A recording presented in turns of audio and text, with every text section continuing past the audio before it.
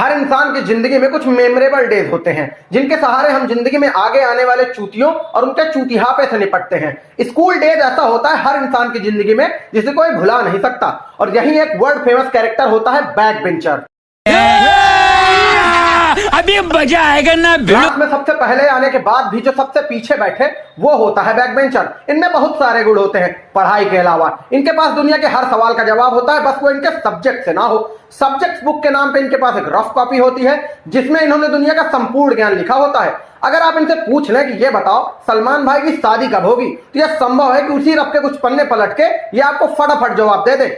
पागल है क्या भोसड़ी के, कुछ ढंग का सवाल पूछ। सबसे खतरनाक दिन वो होता है जब सब्जेक्ट की कॉपीज चेक होती हैं। उस दिन हम बैक बेंचर्स के लिए अग्नि परीक्षा होती है। हम दुनिया से सीखी हुई सारी चतुराई और किताबें से लिया हुआ सारा ज्ञान ये सोचने में लगा देते हैं कि चेकिंग से कैसे बचा जाए। पनिशमेंट के नाम पे हमें क्लास के सबसे आगे वाली सीट पे बिठा दिया जाता था, जो कि हमारे अस्तित्व पे खतरा था। हम मुर्गा बनना पसंद करते थे पर आगे बैठना नहीं। खाली टाइम में टॉपर्स करते थे रिवीजन, पर हमसे तो ये होता नहीं। हम करते थे पेंटिंग, बायो के बुक में बने कंकाल को साड़ी पहनाना, किसी भी आदमी के फोटो में मूछे और दाढ़ी बनाना, और इसके लिए हमें कई बार अवार्ड भी मिलता था। लाफिंग बुद्धा, हमें खुद ही बन के खड़ा होना पड़ता था क्लास के बाहर। कोरोना पीरियड में एक सर्वे किया गया जिसमें बच्चों से पूछा गया ये बताओ स्कूल कब तक खोले जाएं।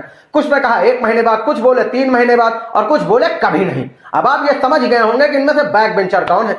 बैक बेंचर क्लास का वो ढोल होता है जिसे हर टीचर क्लास में घुसते ही बजाता है ताकि क्लास में उसका रुआब बना रहे और बच्चे उससे डरें। बैक बेंचर और टॉपर्स का रिश्ता बिल्कुल सरकार और विपक्ष का होता है, एक दूसरे से बिल्कुल नहीं बनती। कभी आप पीछे वाली सीट से सही जवाब दे दो तो पूरी क्लास पीछे मुड़ के ऐसे देखती है जैसे आप पीछे नंगे होकर मुजरा कर रहे हो।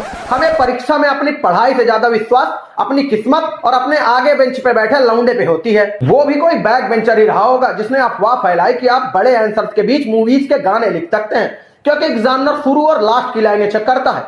उसी भोसड़ी वाले की वजह से मेरे और मेरे दोस्तों का कैरियर खराब हो गया। हम लंबे आंसर के बीच मूवीज के गाने लिखाते थे, हिस्ट्री से ज्यादा हमने गाने रटे थे। हमें पूरा विश्वास था उन गाने पर। अब मेरी जिंदगी का एक ही मकसद है, उस भोसड़ी वाले को ढूंढ के उसके पिछवाड़े लठ बजाना। ऐसा नहीं है कि इतनी बकचोदियों के बाद हम बेरोजगार रह जाते हैं। कुछ जॉब्स हमारे लिए रिजर्व हैं। युवा नेता बनना इनमें सबसे ऊंची पोस्ट है, और फिर गर्ल्स हॉस्टल के बाहर गोलगप्पे की रेहड़ी लगाना ये हमारा फेवरेट काम है। हम जानबूझ के डॉक्टर और इंजीनियर बनने का ट्राई नहीं करते। फर्ज करो हम आर्किटेक्ट बने और हमने बुर्ज खलीफा बनाया, तो वो गगन चूमती सीधी खड़ी बिल्डिंग आपको आईफा अवार्ड की लड़की की तरह अच्छी लगती? अगर हम नाली बना दे तो बरसात का पानी घर के बाहर नहीं घर के अंदर घुसने लगे, और अच्छा भी नहीं लगेगा जब लोग कहेंगे क्या बवासीर बना दिए हो। अगर बैक बेंचर डॉक्टर बन जाए तो बेहोश मरीज का पोस्टमार्टम कर दे, पेट की समस्या पर जमाल घोटा खिला दे, पैर दर्द पे टांग कटवा दे, सिर दर्द पे खोपड़ा खोल दे। और गुप्त रोग का सोच के ही मुझे डर लग रहा है। अगर तुम भी बैक बेंचर रहे हो, तुम्हें भी घर से स्कूल घसीटते ले जाया जाता रहा हो, तुमने भी पढ़ाई के नाम पर सिर्फ बकचोदियां की हैं, तो लाइक करो यार, और चैनल को सब्सक्राइब करना बिल्कुल मत भूलना।